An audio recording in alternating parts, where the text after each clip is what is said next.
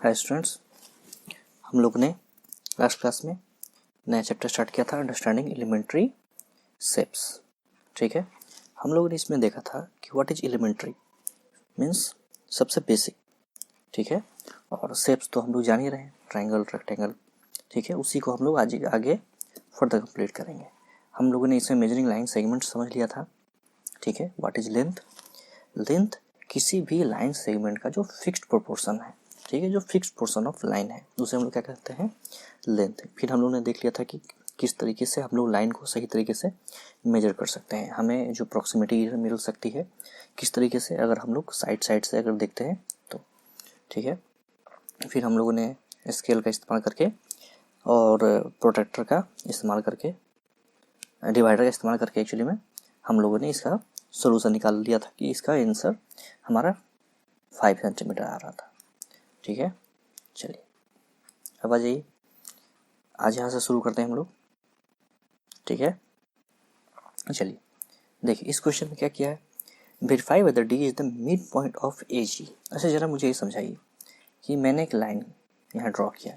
ठीक है, मैंने यहाँ लिख दिया 0 और यहाँ लिख दिया 5। ठीक है, और मैंने यही लाइन यहाँ से ड्रॉ किया। ठीक है, और मैंने यहाँ पे लिख दिया 1 और इसको कर दिया 6। क्या इन दोनों लाइन में कोई डिफरेंस है? तो आप बोलोगे कि हाँ डिफरेंस तो है, क्योंकि यहाँ तो स्टार्टिंग पॉइंट 0 है और यहाँ स्टार्टिंग पॉइंट हमारा चेंज हो गया, 1 हो गया। मगर क्या ये लाइन चेंज हुआ? क्या इसके बीच का ये डिस्टेंस जो मान लो कि इस समय 5 सेंटीमीटर है, क्या ये चेंज हुआ? नहीं, सिर्फ वे ऑफ रिप्रेजेंटेशन मैंने चेंज कर दिया है। ठीक है, तो इसी से हम लोग आज फर्दर इस चीज़ को समझने वाले हैं कि इसमें डिफरेंस क्या है।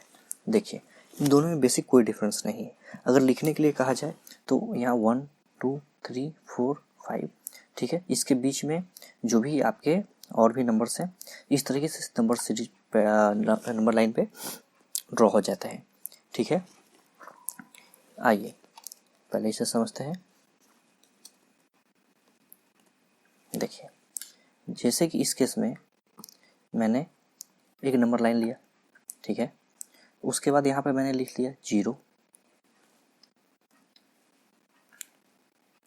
1 2 3 4 5 और 6। ठीक है, अब आ जाइए ठीक इसी के साथ मैंने एक दूसरा लाइन बना लिया 0 1 2 3 4 5 और 6। ठीक है, यहाँ पे 1 था, 6 और 7 ले लो। ठीक है, तो क्या इन दोनों लाइन में कोई डिफरेंस है? आप बोलोगे कि नहीं, वे ऑफ रिप्रेजेंटेशन मैंने चेंज कर दिया है। ठीक है, तो मेन कहने का मतलब है कि हम लोग अगर डायरेक्ट क्वेश्चन पर आते हैं तो देखिए हमारे क्वेश्चन में क्या लिखा है, इसने काउंटिंग हमारे 0 से स्टार्ट कर दिया। ठीक है, तो इसका मतलब 1 2 3 4 5 6 7। ठीक है, तो अगर मुझे बोला जाए कि अगर किसी लाइन का जो लाइन यहाँ से स्टार्ट हो रही है और यहाँ ख़त्म हो रही है, यहाँ से नहीं, समझ रहे हो? अभी 2 मिनट के लिए आप लंबा लाइन को हटा दीजिए। ठीक है, जो नंबर लाइन दिया हुआ है आप उसे हटा दीजिए। ठीक है, और कंसिडर कीजिए कि ए यहाँ है, जी यहाँ है, समथिंग बीच में डी यहाँ है। ठीक है, इसका नंबर 1 है और इसका नंबर कितना है हमारा 7। तो मुझे ज़रा बताइए कि 1 और 7 का मिड पॉइंट कहाँ होगा? तो 1 माइनस 7 माइनस 1 2 कितना हो जाएगा 6, और इसका मिड पॉइंट कहाँ हो जाएगा? देखिए इसका मिड पॉइंट हमारा हो जाएगा 4 पे। ठीक है, क्यों?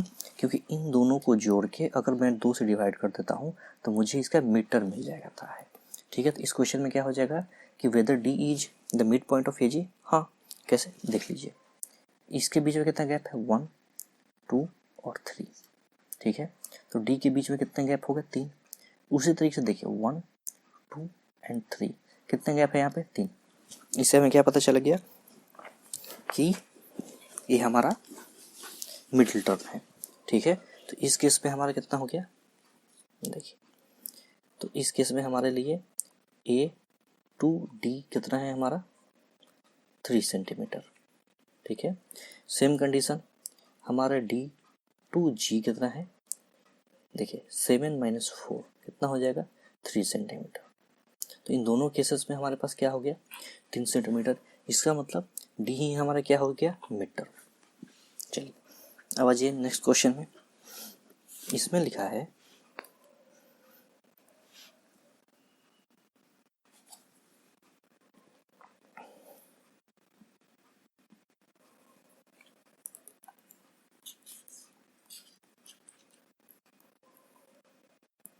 देखिए इस क्वेश्चन में क्या लिखा हुआ है, if B is the mid point of AC। ठीक है भाई, कोई एक लाइन हम लोग खींच लेते हैं, ठीक है, उसमें हमारा इस तरीके से होना चाहिए कि लगे कि, देखिए कोई एक लाइन है, B हमारा मीटर में किसका, A और C का, ठीक है, और C is the mid term point of B and D। C is the mid point of B and D। देखा आपने कैसे, कोई एक लाइन है AC, ठीक है, इसके बीच में कहाँ आता है हमारा B, और फिर कोई एक लाइन है BD, उसके बीच में क्या आता है हमारा C। लाइन बनकर तैयार हो गया। अकॉर्डिंग टू क्वेश्चन क्या बोलता है, ये सब स्ट्रेट लाइन में है, स्ट्रेट लाइन का मतलब एक सीधी रेखा में, ठीक है।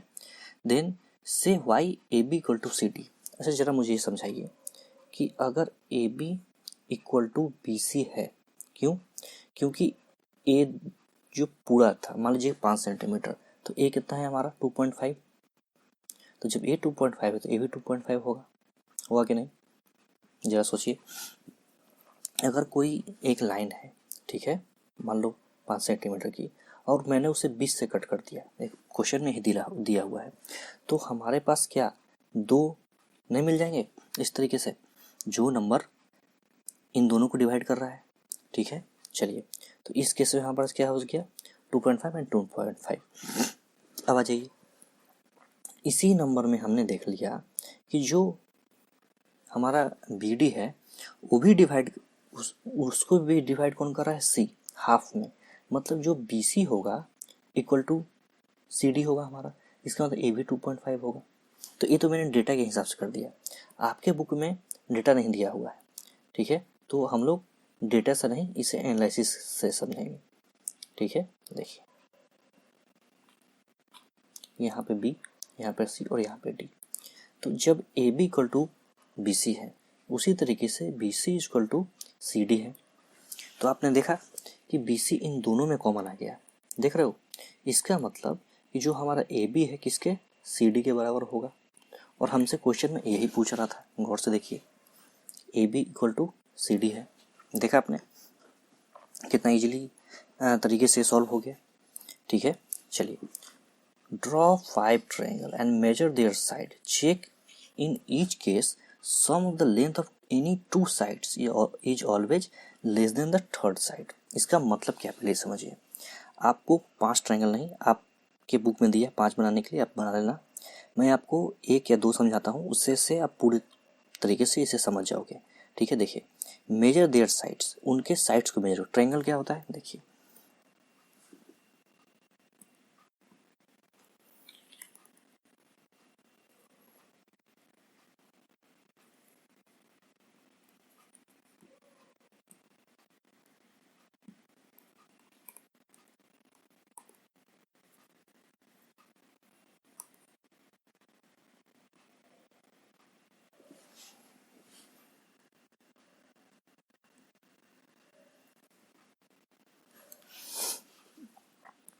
ट्रायंगल किसे कहते हैं, देखिए इसे कहते हैं ट्रायंगल, इसे कहते हैं ट्रायंगल, ठीक है, इसे कहते हैं ट्रायंगल, इसे भी कहते हैं ट्रायंगल, ठीक है। और आ जाइए, ए भी ट्रायंगल है, इस साइड से कटा हुआ नहीं, मतलब इस तरीके से, ठीक है।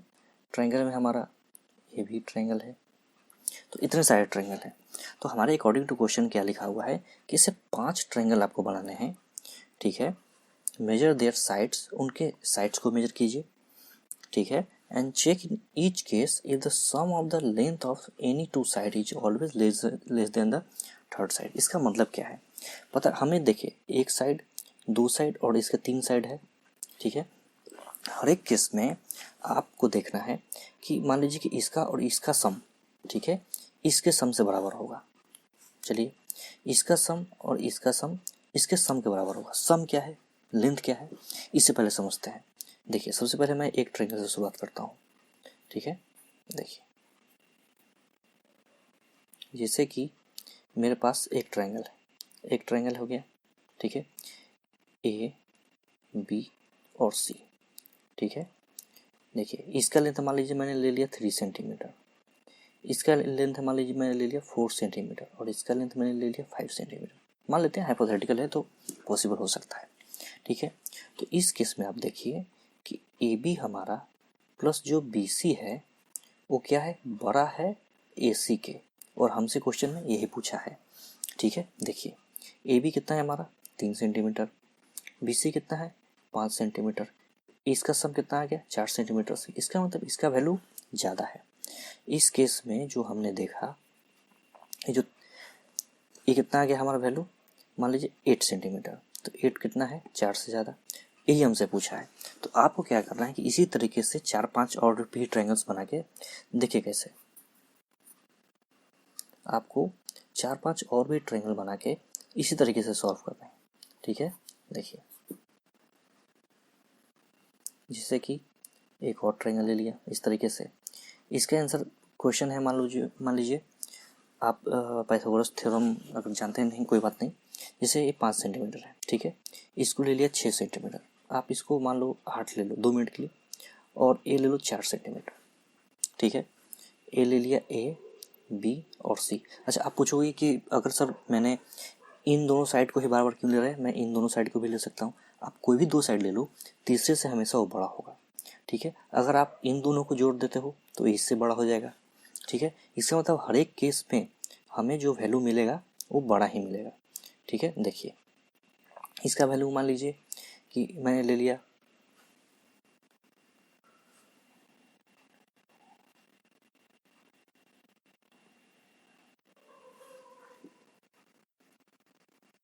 कुछ भी वैल्यू ले सकते हो आप, इसे 12 ले लो, ठीक है, कोई फ़र्क नहीं पड़ेगा। इसे ले लो आप 8 ले लो, और इसे मान लो कि आपने ले लिया है 5 ले लिया, ठीक है। तो आप कोई भी दो साइड अगर ऐड करते हो तीसरे से वो बड़ा ही हो जाता है, ठीक है। देखिए जैसे कि मैंने इस केस में इन दोनों को ले लिया, तो A B plus B C is always greater than A C, ठीक है। आप देखो इन दोनों को ऐड करो तो आपका वैल्यू इससे ज़्यादा आएगा, कितना आ जाएगा, ये आ जाएगा 13 इज ऑलवेज ग्रेटर देन 12, ठीक है। तो इसी तरीके से आपको 5 ट्रायंगल बनाने हैं, कोई ज़्यादा बिग इशू नहीं है, नहीं तो मैं सॉल्व करवा देता आपको, ठीक है। ये आप किसी तरीके से खुद भी इसे एक बार आप ट्राई कर सकते हो, ठीक है। अब आ जाइए नेक्स्ट क्वेश्चन में, ये आपका चैप्टर कंप्लीट, ठीक है। अब आ जाइए नेक्स्ट टॉपिक,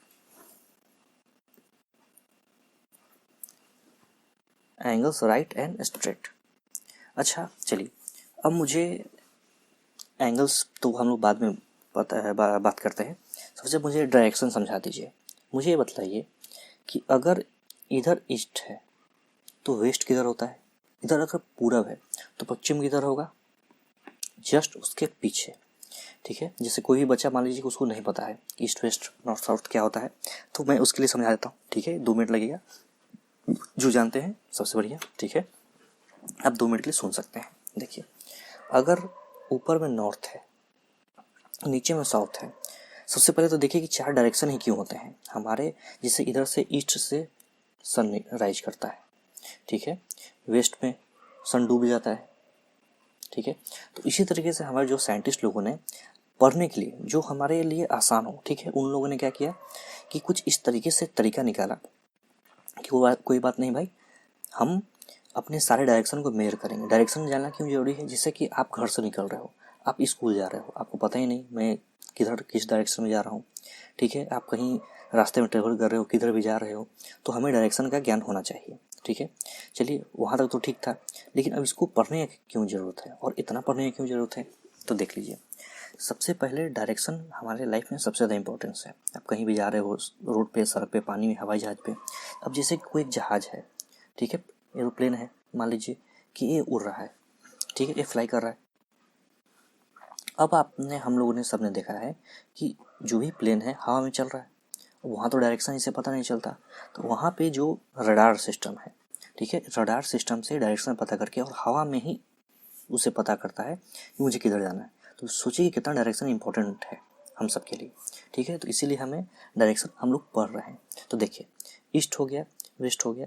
अब हमारे लिए सबसे पढ़ने में आसान कैसे है, हमेशा याद रखिए न्यूज, ठीक है, news, north, east, west, south, चारों याद हो गए न्यूज़ से।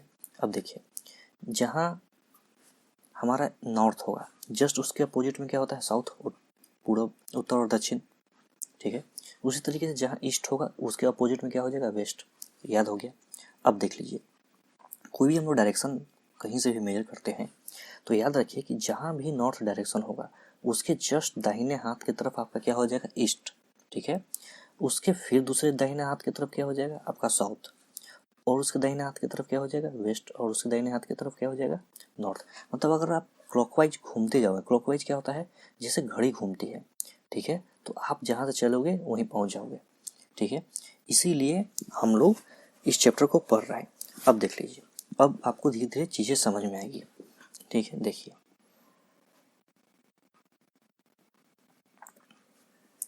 You have heard a direction in geography. आप हम लोगों ने सामने जियोग्राफी में डायरेक्शन के बारे में समझा है, ठीक है। We know that China in the north of India, क्या है, जो चाइना हमारे कहाँ है, नॉर्थ की तरफ है। जैसे ये इंडिया है ना, ठीक है, हमारा इंडिया है, तो चाइना क्या है, हमारे ऊपर से सटा हुआ है, तो कहाँ है, इसे हम लोग क्या कहते हैं, नॉर्थ में है हमारे, ठीक है। और इंडिया हमारा क्या हो गया, साउथ में हो गया, ठीक है। Sri Lanka is to the south, और श्रीलंका क्या है, हमारे जो भी कंट्री है उसके नीचे में है, कहाँ है, साउथ की तरफ, ठीक है। We know that sun rises in the east and set in the west. अभी भी मैंने आपको समझाया कि सन कहाँ राइज करता है, ईस्ट में, और कहाँ सेट करता है, वेस्ट में, ठीक है। तो हम लोग को मेनली क्या पता चल गया कि हमारे पास 4 डायरेक्शंस हैं, ठीक है। और इन डायरेक्शन क्यों है, क्योंकि हमें अपने लाइफ को ईजी करने के लिए, हमें चीज़ों को समझने के लिए कि जो भी चीज़ें हैं वो किस तरीके से है और हमें डायरेक्शन का पता चलता रहे, ठीक है। अब आ जाइए, we say we have turn through a right angle, ठीक है, followed by a right angle turn clockwise, now you will face south direction.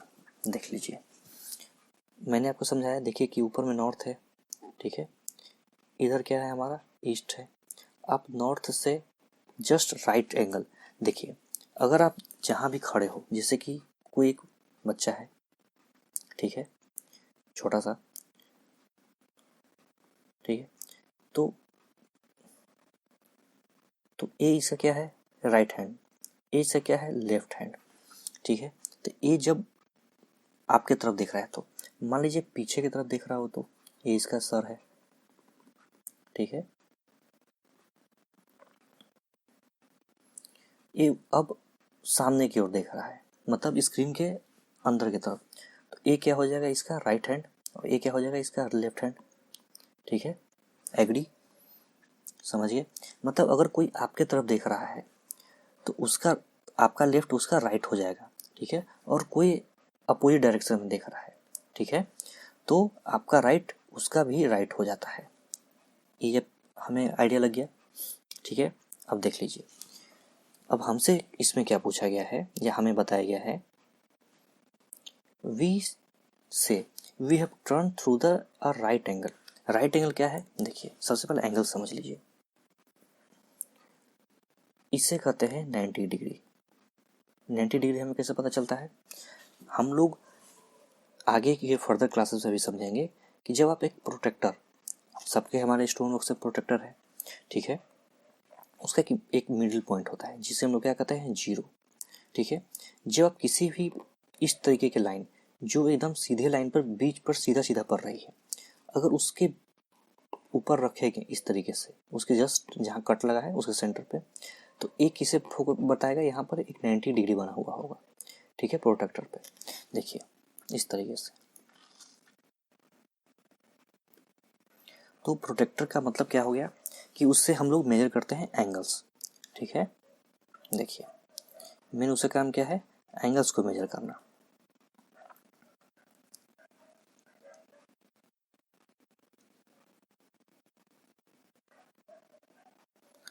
तो अगर एंगल्स को मेजर कर रहे हैं धीरे धीरे उसके बारे में मेजरिंग एंगल, देखिए इसे कहते हैं प्रोटेक्टर। ठीक है, ये आपके हम लोग के सबके स्टोन बॉक्स में है। तो इसका तरीका क्या है कि कोई भी अगर लाइन है दिया हुआ, ठीक है, जस्ट उसके टिप पे इस पोर्शन को रखना है। कहाँ रखना है, यहाँ पे, देखिए यहाँ पर रखा गया। ठीक है, इसे क्लीन कर देता हूँ मैं। अब यहाँ पर अगर रख दिया और इसका जो भी डायरेक्शन होगा, ठीक है, जो भी डायरेक्शन है, यहाँ पर जो मार्क जहाँ भी होगा यही इसका एंगल हो जाता है इसके बीच का। ठीक है, मान लीजिए 40 डिग्री। तो अभी उतना इन डेप्थ में जाते हुए, क्योंकि धीरे धीरे हम लोग आगे बढ़ रहे हैं, ठीक है, तो इतना जल्दी मैं आपको वहाँ तक नहीं पहुँचा रहा हूँ, क्योंकि वही फर्दर क्लासेस में 1-2 क्लासेस अभी लगेगी वहाँ तक पहुँचने में। अभी पहले हम लोग बेसिक समझते हैं कि एंगल क्या है। ठीक है, तो मैंने आपको समझा दिया कि 90 डिग्री, इसे ही क्या कहते हैं हम लोग, राइट एंगल कहते हैं। राइट का मतलब क्या होता है, और राइट ही क्यों कहते हैं, देखिए राइट एंगल का मतलब है कि कोई भी जो 90 डिग्री होता है ना, उसे हम लोग राइट एंगल कहते हैं। देखिए राइट एंगल ट्रायंगल, अगर आप लोगों ने नहीं सुना हो तो देखिए, इसे कहते हैं right angle triangle. A B and C, B पे कितना एंगल का डिग्री बना रहा है, 90 डिग्री का, तो इसे हम लोग क्या कहते हैं, राइट एंगल ट्रायंगल। ठीक है, याद हो गया। अब देखिए इसे ही कहते हैं राइट एंगल। तो जब हम लोग राइट एंगल समझ लिया, ठीक है, तो अब जब नॉर्थ पे आप हो, ठीक है, जब आप नॉर्थ डायरेक्शन में देख रहे हो, वहाँ से आपको बोला है कोई कि आप 90 डिग्री क्लॉकवाइज हो जाओ। क्लॉकवाइज क्या मतलब क्या होता है, पहले ये भी समझ लीजिए। आज मैं सिर्फ आपको बेसिक बेसिक समझाता हूँ, धीरे धीरे इन डेप्थ चलेंगे। क्लॉक, घड़ी, क्लॉक हम सबके घड़ी में होता है, घर में घड़ी होता है, सबके घर में घड़ी होता है। ठीक है, देखिए यहाँ 12, यहाँ 6, यहाँ 3, यहाँ 9, सबको एक घड़ी। ठीक है, मान लीजिए कि घड़ी का कांटा यहाँ है छोटा सा और एक बड़ा वाला, इसका मतलब कितना बज रहा है, इसका मतलब 3 बज रहा है। घड़ी देखने के लिए होप कि आप लोग सबको आता होगा, नहीं तो हम लोग उसे भी सीखेंगे। ठीक है, और बहुत ही मज़ेदार तरीके से सीखेंगे, आपको एकदम घड़ी देखने के लिए मैं सिखला दूंगा। ठीक है, देखिए जब छोटा कांटा रहेगा ना, वो आपका आवर का कांटा होता है। कितना का, आवर का। आवर किसे कहते हैं, जितने घंटे हो रहा है, बज रहा है। ठीक है, और उसके बाद एक होता है मिनट का कांटा, एक छोटा सा कांटा और होता है जिससे हम लोग क्या कहते हैं, सेकेंड्स, जिससे कहते हैं सेकंड का कांटा। ठीक है, तो जब भी आपका बड़ा कांटा जिस भी नंबर को शो करता है उतने बजे होते हैं, उतने बजते हैं। ठीक है, और उसके बाद एक जो इसके मिडिल में, मतलब मिनट का जो कांटा होता है, उससे हमें क्या पता चलता है कि कितने मिनट क्रॉस हो गए हैं। ठीक है, इससे हमें क्या पता चल गया, हमें अपना समय पता चलता है। ठीक है, हमें अपना समय पता चल गया। तो इस क्वेश्चन में हमें कहा गया था कि through a right angle now follow this by a right angle turn and clockwise you will face south. अब आप अगर दोबारा एक कदम आगे बढ़ते हो तो आपका कदम कहाँ चला जाता है, साउथ की तरफ। ठीक है, तो देखिए यही डायरेक्शन में दिखलाया गया। पहले आप नॉर्थ देख रहे थे, नॉर्थ से आपने राइट एंगल में फिक्स एक बार मूव किया। राइट एंगल क्यों और क्लॉकवाइज क्यों, क्योंकि सुई की घड़ी की सुई हमेशा कहाँ मूव करती है, हमेशा इस डायरेक्शन में। ठीक है, 12 1 2 3 4 5 6, फिर 12 1 2 3 4 5 6। ठीक है, ऐसे करते करते रोटेट होती है किस डायरेक्शन में, नीचे की ओर।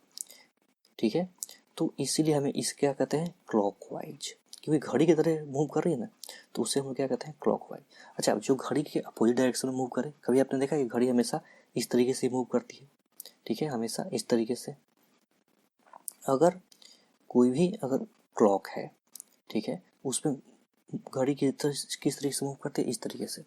अगर घड़ी उल्टे डायरेक्शन में घूमना शुरू कर दे, इस तरीके से, ठीक है, जिससे कि पहले 12 बजे, फिर 11, फिर 10, फिर 9, फिर 8, फिर 6, कभी आपने इसे देखा है, नहीं। घड़ी क्लॉकवाइज ही घूमती है, एंटी क्लॉकवाइज नहीं। तो ये क्या हो गया हमारा, एंटी। एंटी का मतलब क्या था, अपोजिट। ठीक है, अपोजिट डायरेक्शन। ये क्या हो गया हमारा, क्लॉकवाइज। जैसे ही घड़ी घूमती है तो इससे हम लोग क्या कर देते हैं, क्लॉकवाइज। ठीक है, तो चलिए, if U turn by right angle in anti clockwise direction, in which direction you will face it is east again. देखिए, अगर कोई बच्चा नॉर्थ से राइट एंगल एक बार मुड़ा तो किस डायरेक्शन में पहुंच जाएगा, ईस्ट में। ठीक है, अगर उससे दोबारा एक बार क्लॉकवाइज घुमा दिया जाए वो फिर से कहाँ चला जाएगा, साउथ में। तो इसी चीज़ों को समझाया गया है। चलिए फर्दर क्लासेस में हम लोग और इस पर डिटेल पे डिस्कस करता हूँ मैं, ठीक है, इस पर। और काफ़ी मज़ेदार चैप्टर है, आपको घड़ी देखने के लिए मैं सिखलाता हूँ, फिर उस पर हम लोग बहुत सारे सवाल करेंगे। देखिए यही मैंने जो समझाया था, क्लॉक, देखिए घड़ी देख रहे हो कैसे 12 बज गया, एक पतला सा कांटा बहुत तेज़ी से चलना जिसे हम लोग सेकंड कहते हैं, ये आपका आवर का कांटा है जो आपको बताता है कितने बजे हैं। ठीक है, एक मिनट का कांटा है, ये कितने बज के कितने मिनट हुए। ठीक है, देखिए डायरेक्शन नॉर्थ, नॉर्थ के जब आप राइट साइड में चलोगे तो क्या मिलता है मुझे, ईस्ट। उसके राइट में मूव करोगे तो क्या मिलता है मुझे, साउथ। फिर उसके क्लॉकवाइज में चलोगे तो क्या मुझे मिलता है, वेस्ट। और उससे क्लॉकवाइज में चलोगे तो नॉर्थ। इस तरीके से गोल गोल घूमता है। तो ये कौन सा डायरेक्शन में घूम रहा है, इस तरीके से। घड़ी किस तरीके से घूमती है, इस तरीके से। तो हम लोग इसे क्या कहते हैं, क्लॉकवाइज। ठीक है, तो इसे ही कहते हैं क्लॉकवाइज डायरेक्शन।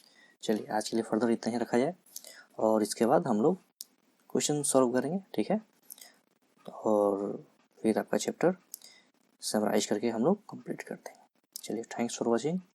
आप अभी भी एक आपका फर्स्ट चैप्टर कंप्लीट हुआ है, नेक्स्ट चैप्टर आप थोड़ा सा उसको अच्छे से एक बार देख लोगे तो नेक्स्ट क्लास में और आपको समझ में आएगा। चलिए थैंक्स फॉर वॉचिंग।